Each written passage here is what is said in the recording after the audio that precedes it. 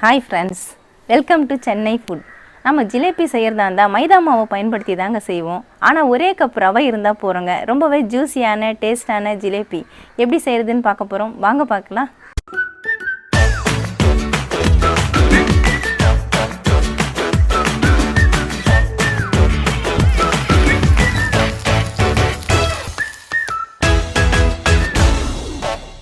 ரவையை பயன்படுத்தி ரொம்பவே ஜூசியான ஒரு ஜிலேபி தாங்க செய்ய போகிறோம். அதுக்காக ஒரு மிக்சிங் பவுல் எடுத்துக்கோங்க. நான் 1 கப் அளவுக்கு ரவை எடுத்திருக்கேன். இந்த ரவையை நான் இதில் போட்டுக்கிறேன். 1 கப்பு ரவைக்கு 1/4 கப்பு கோதுமை மாவு எடுத்துக்கோங்க. எல்லாம் ஒரே கப்பில் மெஷர் பண்ணிக்கோங்க. இந்த கோதுமை மாவையும் நான் இதில் சேர்த்துக்கிறேன். 1 கப்பு ரவை எடுத்ததுனால நான் 1 கப் அளவுக்கு தயிர் எடுத்திருக்கேன். அதையும் இதில் சேர்த்துக்கிறேன். டேஸ்ட்டுக்காக ஒரு பிஞ்சு சால்ட்டு இதையும் சேர்த்துக்கலாம். ஜிலேபி எப்பவுமே கலராக தான் இருக்கும். அதுக்காக கலர் சேர்க்கறதுக்காக ஒரு பிஞ்சு ஃபுட் கலர் எடுத்துருக்கேன். அதையும் சேர்த்துக்கிறேன். இதை நல்லா கலந்து விட்டுக்கலாம். தயிர் சேர்த்துட்டு நல்லா மிக்ஸ் பண்ணி விட்டாச்சு. இப்போ கூடவே தண்ணி சேர்த்துக்கலாம். நான் இந்த கப்பில் 1 கப்பு எடுத்துக்கிறேன். கொஞ்சம் கொஞ்சமாக நம்ம சேர்க்க போகிறோம். நான் ஃபஸ்ட்டு 1/2 கப்பு சேர்த்துருக்கேன். ரவை நல்லா ஊறும் பொழுது இன்னும் இறுகிடும். அதனால் மீதம் இருக்கிற இந்த 1/2 கப்பையும் நான் சேர்த்துடுறேன். இந்த கப்பில் 1 கப் அளவுக்கு தண்ணி சேர்த்துருக்கேன். ஏன்னா ரவை நல்லா ஊறும் பொழுது இருக்கிற ஈரப்பதம் எல்லாத்தையுமே உறிஞ்சிடும்.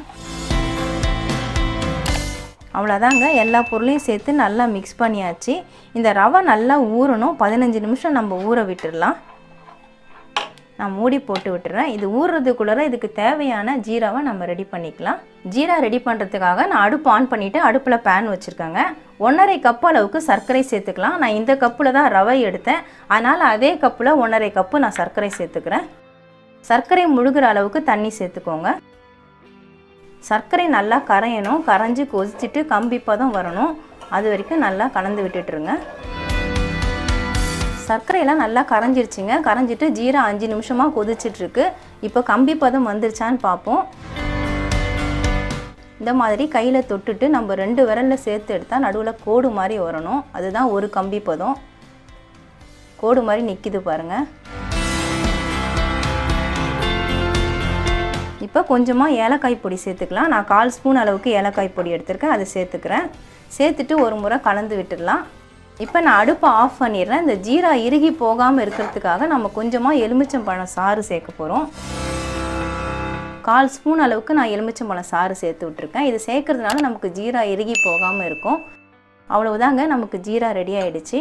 ரவையை மிக்ஸ் பண்ணி ஊற விட்டு 15 நிமிஷம் ஆகிடுச்சு. பாருங்கள், இப்போ கொஞ்சம் திக்காக ஆகிடுச்சு. ஆனால் நம்ம இதை இப்படியே செஞ்சோம்னா திரியாக இருக்கும். ஜிலேபி நமக்கு பிரிஞ்சு வந்துடும். அதனால் நம்ம மிக்ஸி ஜாருக்கு மாற்றிட்டு இதை நல்லா அரைச்சி எடுத்துக்கலாம் ஃபைன் பேஸ்ட்டாக.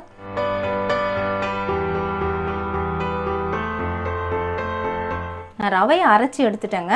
இந்த அளவுக்கு நல்லா நைஸாக இருக்கிற மாதிரி அரைச்சி எடுத்துக்கோங்க. பாருங்கள், இந்த அளவு திக்னஸும் இருக்கணும். இந்த அளவுக்கு நல்லா நைஸாகவும் இருக்கணும். இதை நான் பவுலுக்கு மாற்றி விட்டுக்கிறேன். இதில் ஒரு பிஞ்ச் அளவுக்கு சமையல் சோடா சேர்த்துக்கலாம். அதாவது ஆப்ப சோடா, நம்ம சமையலுக்கு யூஸ் பண்ணுற ஆப்ப சோடா தான் எடுத்திருக்கேன். அதை இதில் சேர்த்துக்கலாம். இது சேர்க்கறதுனால நல்லா ஜிலேபி எழும்பி வரும்.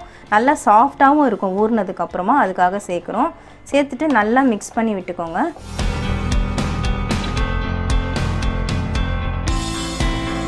இப்போ நான் பிளாஸ்டிக் கவரில் மாற்றிட்டு தான் இதை பிழிஞ்சு விட போகிறேன். அதுக்காக பால் கவர் எடுத்திருக்கேன். அதை ஒரு சின்ன கப்பில் நான் போட்டு வச்சுருக்கேன். ஈஸியாக இருக்கும் நமக்கு எடுத்து ஊற்றுறதுக்கு. அதுக்காக தான். இப்போ கொஞ்சம் கொஞ்சமாக அள்ளி இதில் ஊற்றிக்கலாம். பிளாஸ்டிக் கவரில் 1/2 கவர் வரா மாதிரி ஊற்றிக்கோங்க. ஃபுல்லாக ஊற்றிக்காங்கதிங்க. இதுலேருந்து எடுத்துடுறேன் நான்.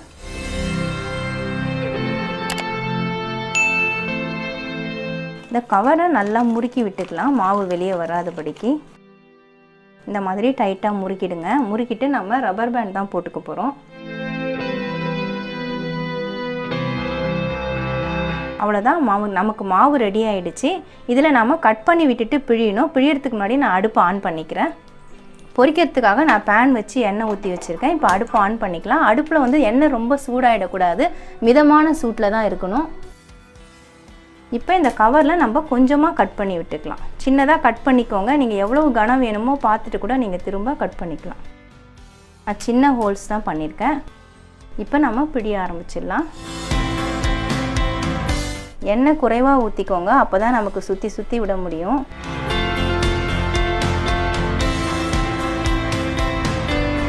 கொஞ்சம் நேரம் வேகட்டும். வெந்ததுக்கப்புறமா நம்ம திருப்பி விடலாம்.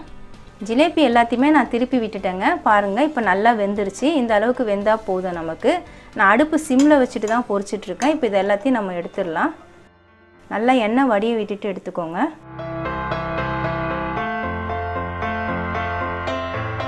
இதை நம்ம இப்போ ஜீராவில் சேர்த்து விட்டுடலாம். ஜீரா உங்களுக்கு உறைஞ்சி போயிடுச்சுன்னா நீங்கள் சூடுபடுத்திக்கோங்க. நான் ஜீராவில் போட்டுடுறேன். போட்டுட்டு நல்லா பரட்டி விடணும். நம்ம செகண்ட் பேட்ச் பொரிச்சு போடுற வரைக்கும் இது ஜீராவில் ஊறணும். 5 நிமிஷம் ஊற விட்டுட்டு எடுத்திங்கன்னா ஜீராவில் நல்லா ஊறிடும். அப்போ தான் சாப்பிட்றதுக்கு டேஸ்ட்டாக இருக்கும். 5 நிமிஷம் ஊறட்டும். அவ்வளவுதாங்க, ஜிலேபி ரெடி ஆகிடுச்சு. நான் எல்லா மாவையுமே பொரிச்சிட்டு ஜீராவில் 5 நிமிஷம் ஊற விட்டு எடுத்திருக்கேன். பாருங்கள், சூப்பராக இருக்குது. நல்லா சாஃப்டாக ஊறி இருக்குது. பார்க்குறதுக்கும் ரொம்பவே நல்லா இருக்குது. சாதாரணமாக ஜிலேபி செய்கிறதுக்கு மைதா மாவு பயன்படுத்தி தாங்க செய்வாங்க.